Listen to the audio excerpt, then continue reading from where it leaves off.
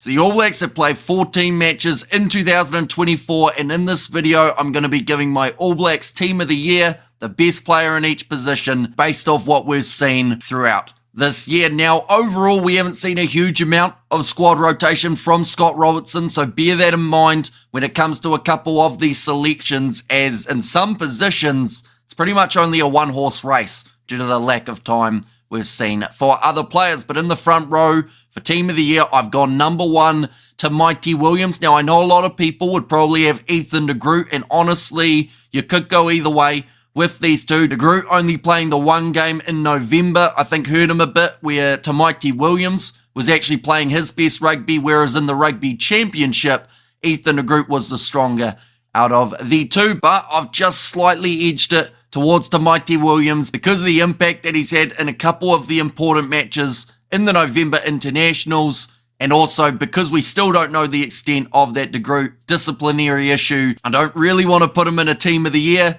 if he's done something bad that would warrant taking him out. But looking at the number 2 jersey, Cody Taylor is the man that I've gone with. He had an absolutely phenomenal Rugby Championship, having 235 metres carried, which put him in the top 10 out of any player across the board, and he was the only back within that top 10, so an incredibly successful Rugby Championship for that man. He made 60 tackles as well. We saw a bit more of a sophomore throughout November, and I feel like he was definitely the second best option. George Bell we hardly saw, so I'm not too sure what the plan will be moving forward for him, whether or not he gets more minutes next year, or whether we see someone else come back, maybe from an injury, such as a Taukiaho, and does take his place. Number 3, I've gone with Tyrell Lomax. He's had a lot of minutes throughout 2024, having a 91% tackling rate throughout the Rugby Championship. I believe in these November internationals, it's been round about the same, looks strong in scrums, and honestly, with the exception of a couple other games, they really haven't tried to rotate in that tight head prop role, and that can mean one of two things. Either Scott Robertson does not like change, or Tyrell Lomax has had that great of a season that you can't afford to take him out. And I believe it's a little bit of a mixture of both, probably more so the second one, so Lomax gets that tight head prop role. Moving on to the locks, number 4, I've gone Scott Barrett. Now that is very controversial because he has certainly had a roller coaster of a year being the captain for the All Blacks. It's certainly been a learning curve for that man. He's had some great games, but he's also had some pretty poor ones. But overall, outside of Scott Barrett, we really haven't seen too many players get the chance. At number 4, Patrick Tuipulotu. He's had some great moments off the bench, and also when he did start up against the Japanese. So I would say that he definitely could have been who I went with at number 4, but I've gone with Scott Barrett. He's still done enough, in my opinion, to be a part of the Team of the Year. But, of course, that is also down to the amount of minutes that Barrett has had compared to the others. Number 5, this is where I've gone Tupavai. Bit of an up and down November international period, but one thing cannot be denied, and that is how strong that man was throughout the Rugby Championship, having 14 lineouts won, and he's also come a long way in his lineout steals, which is fantastic to see for the All Blacks. We've got to remember, at the start of the year, they were in a really tough patch up against the English. They weren't winning lineouts pretty much at all throughout that time, so they've come a long way. And I think having that consistency of the same locking duo each and every week has actually made the All Blacks heavily benefit when it comes to the lineouts. In the loose forward trio, number 6, I've gone with Wallace Satiti. He did win himself Breakthrough Player of the Year, so if I didn't have him in this side, it would be very confusing. Great Rugby Championship for him. Once he was given the chance for a start, it seemed like Ethan Blackadder was going to be that surefire thing in Razor's side, but with the injury of Blackadder came the opportunity for Satiti, and he certainly made the most of it. He's now a mainstayer in the side. It is extremely hard to drop him from a starting lineup, and I feel like that's the way it's going to be throughout 2025 as well. Number 7, I've gone Sam Cane. And I know for this selection, some people would say absolutely, and others would say absolutely not. It's one of those positions that has been heavily talked about all throughout this year.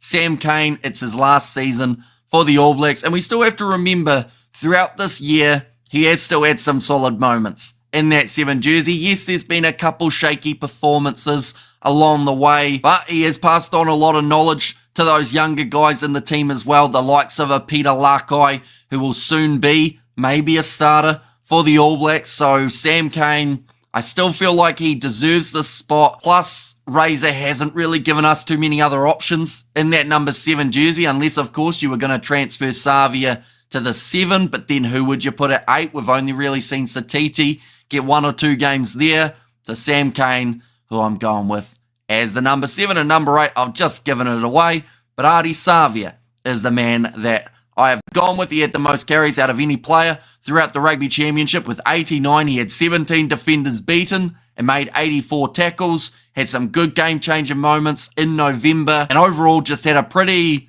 consistent year, I would say. It wasn't outstanding. It certainly wasn't like some of the seasons that we've seen from the past, but it's still overall about an 8 or a 9 out of 10, the way that Savia has been able to play. So no real complaints in that regard, and hopefully he goes as well in 2025 in the 9-10 combination. I've gone number 9, Cam Roigard. Now, he hasn't had a huge amount of minutes throughout 2024. We've got to remember he wasn't a part of the Rugby Championship. He wasn't a part of the July Internationals, but I do think in the short time that we've seen of Roigard, he has brought more of an impact than TJ and Cortez. Now, Cortez Ratama, I think for the Rugby Championship, definitely stepped up at times, but he also wasn't given enough minutes. We've got to remember that is when we saw more of TJ in the starting lineup. In July, we actually saw a little bit of Finlay Christie in that AB side, so it's been a very much rotisserie position for the All Blacks in 2024, that halfback role.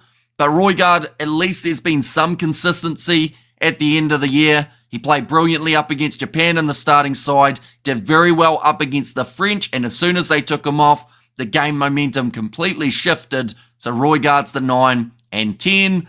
I've gone Damian McKenzie. And like I said on the last video, based around the All Blacks, this one's debated heavily, whether or not it's a Beauden Barrett in the 10 or a McKenzie in the 10. Either way, it's pretty much split 50-50, but McKenzie, he's had some standout performances in 2024. At the start of the Rugby Championship, it seemed like it wasn't the best choice. And Scott Robertson, to his credit, said we're going to stick with McKenzie. He's our 10 for now. Beauden was playing more 15 at the start of the season, and then he slowly transitioned into that 10 role. But I have to say, Beauden's impact off the bench, definitely up against the English in July, was something that was game-changing for New Zealand. McKenzie's impact off the bench in November was also pretty notable. So I think you could go either way with these two, but I've gone Damian McKenzie as my number 10. Moving into the centres, and just like that video that I did based off the November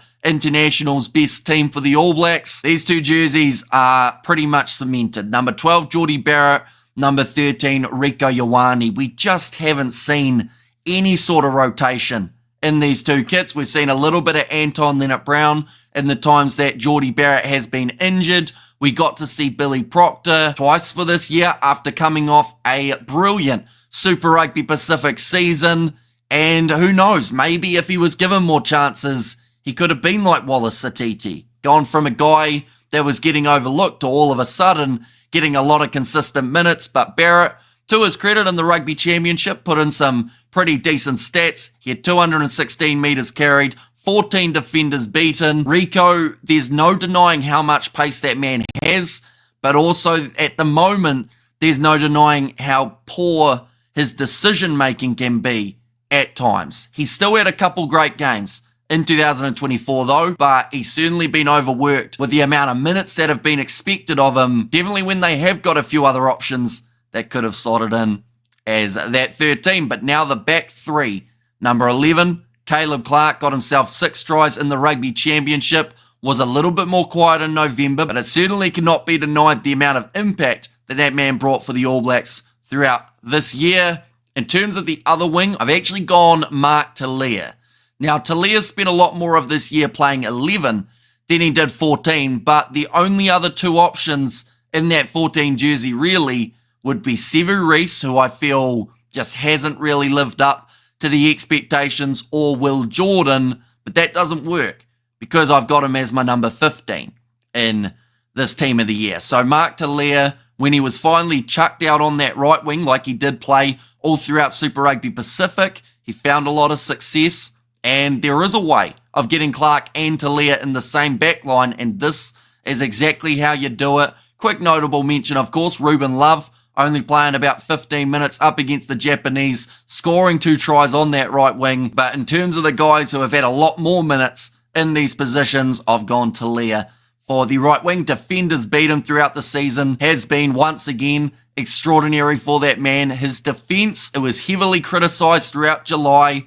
I feel like it has slowly gotten better throughout the year as he started to find his feet in that All Blacks kit. So hopefully it does continue to improve in the next Super Rugby season. Will Jordan at 15. He did come back from injury, so was absent for the first couple games up against the English, but he's really slotted into this All Blacks vision that Scott Robertson has extremely well. He does have a lot of potential at 15, of course playing right wing a lot throughout 2023, which he can have success with as well, but I think 15 is his spot, so hopefully he gets some more minutes there next year as well. But nonetheless, that is my All Blacks team of the year. Like I said, a lot of these positions are actually more so based off the lack of minutes that Scott Robertson has given any other players in the lineup, more so than the actual performances of the players selected. So I think that we will see a bit more rotation throughout 2025. We've seen Sam Cane retire. We've seen TJ Perenara doing the same, Harry Plummer going overseas, and a couple others